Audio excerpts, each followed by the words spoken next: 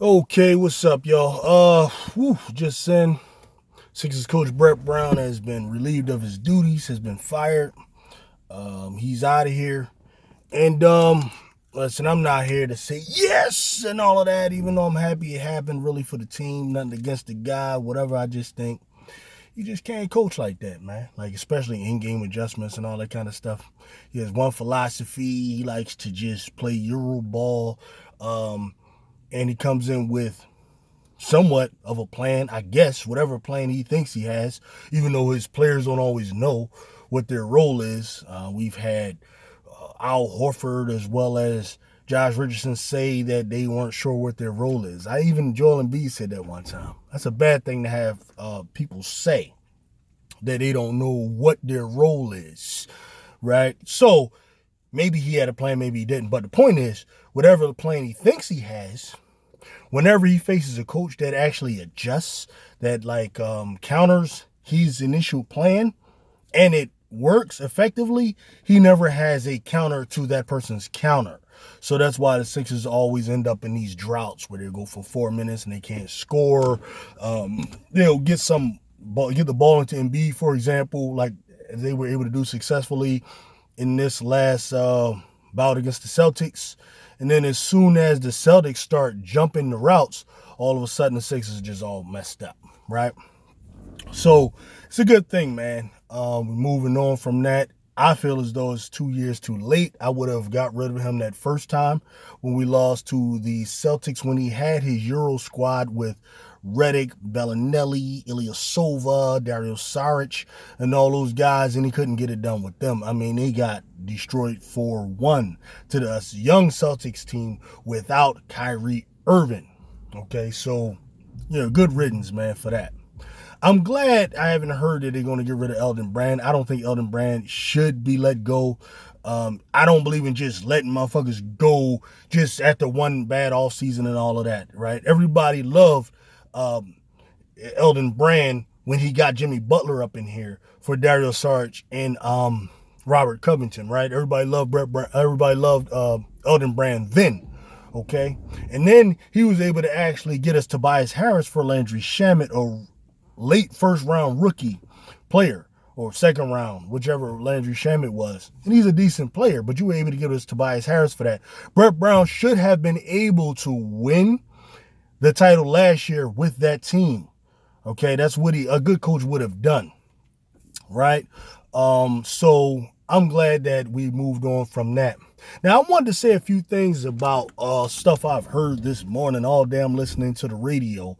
And you got 97.5, the Fanatic here in Philadelphia. You also have WIP, which is 94.1 FM here. And these people, man, I swear, like, we must have some of the most retarded DJs in the country. And it's no surprise that many of our fans are kind of retarded too, because they actually listen to these dudes as if they are like experts, as if they know what they're talking about, and these people are retarded.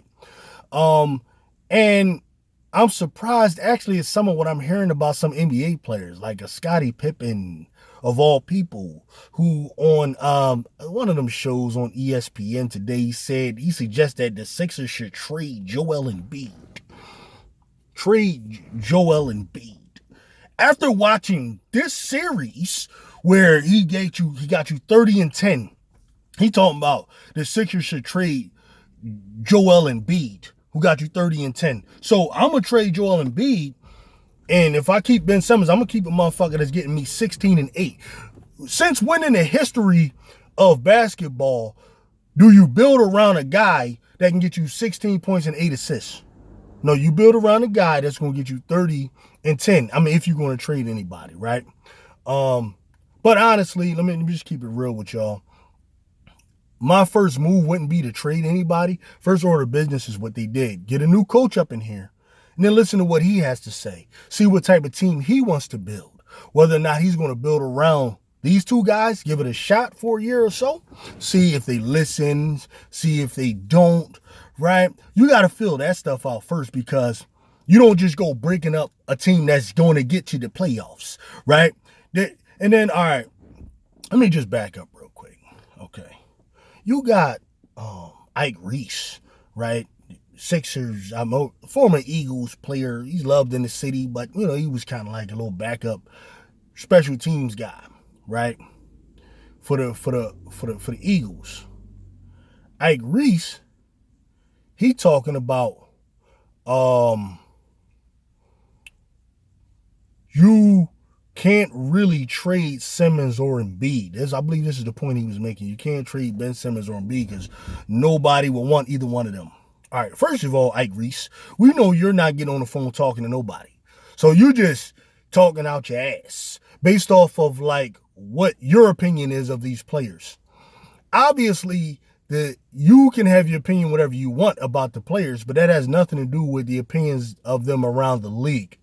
Like me personally, I don't think Ben Simmons should have made the All-Star team like last year, and it's questionable whether he should have made it his first year, right? The second year they did, he was in the league. But he's getting voted in, which obviously means around the league, somebody think highly of this motherfucker. So basically, this information means you could probably trade him for something decent, right? You'll find a team with a talented young player who just can't get over the top with him, right? I believe there was a time you possibly could have got, say, a Devin Booker, even though right now I think Phoenix is high on Devin Booker because of the way they played in the bubble. But before then, you probably could have traded Ben Simmons for Devin Booker. I heard Buddy Hield is out there. I don't think that's a good trade. I think Ben Simmons is more of a quality player than Buddy Hield. However, the point is, don't sit there and say you can't get nobody for him. Sure, you can get somebody. Now, if you mean, can I get James Harden? Of course not. If I can get Dame Lillard, of course not. If I could get, you could probably get Bradley Beal, somebody like that, if you want to settle for that sort of thing. But my point is, like, this idea that you can't get anybody for Ben Simmons is just some stupid shit that based off of your piss because the Sixers just lost. I understand. For Joel Embiid, me personally, I'm not trading him at all. My only concern with Embiid is injuries. All that shit about, whether or not he's too tired and all of that. Like, I don't care about that old dumb shit because you're talking about a dude that's damn near 300 pounds running up and down the court. What you do is you slow down the game. You slow the game down. You improve your perimeter defense. Stop letting penetration happen. Like, you just get a coach in the man. He can figure that stuff out. And yeah, Embiid, all right, I want him to be like in better shape generally, but a lot of that comes with practice. Like, a lot of times I'm hearing the Sixers don't even practice with Embiid. So if he don't practice, how the hell is he going to get in shape, right? And then you can work around that because out of shape Embiid got you 30 and 10 against the Celtics. So what does in shape Embiid get you? And no, I don't want to hear any arguments from any of y'all that Ben Simmons is a more valuable player than Joel Embiid. That's just dumb shit. Ben Simmons, right, with all the potential, is giving you 16, 8, and 8. And he's giving you sound defense. And both of them play defense, Embiid and Simmons. All right, so Simmons, like, I do respect his game, and I get all that, but there's literally no logical reason why Ben Simmons should not be dominating like Giannis Antetokounmpo. Like, the difference between Simmons and Giannis is that Giannis has the mentality of a killer, whereas Ben Simmons, I don't even have a proper read on his mentality, honestly.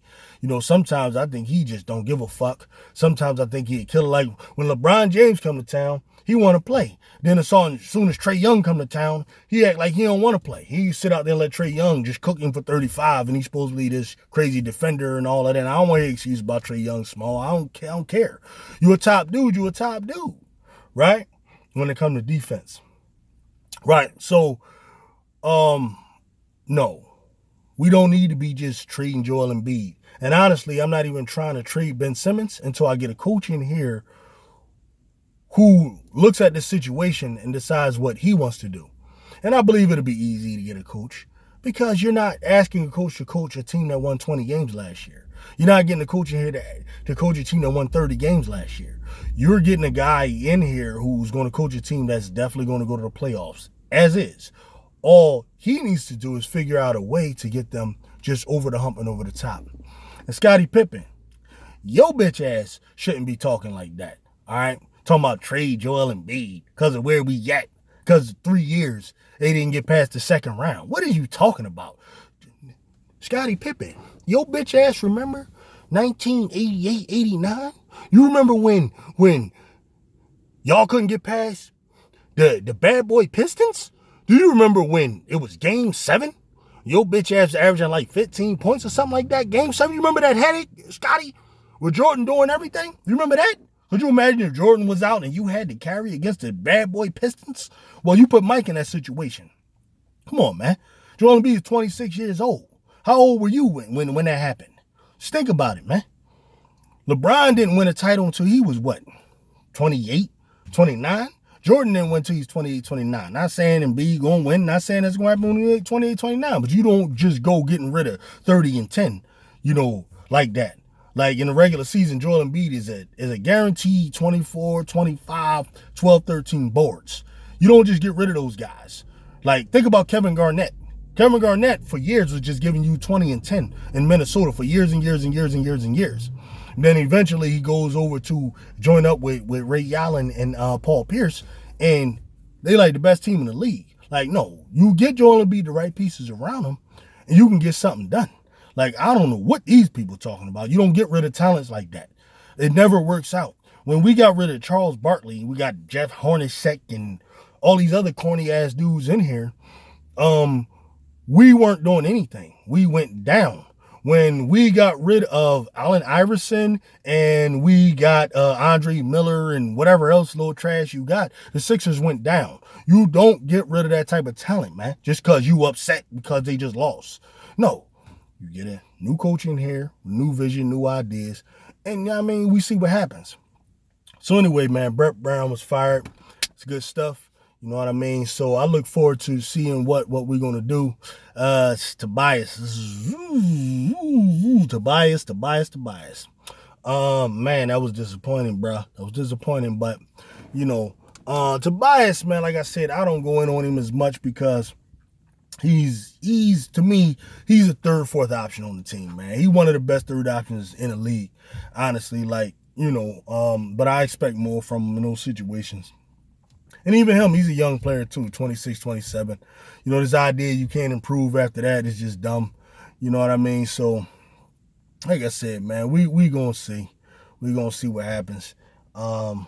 This video getting long, so I'm gonna just chill right there. And till next time, man, update on the Sixers and the Eagles. For Last Speaks, I'm out of here.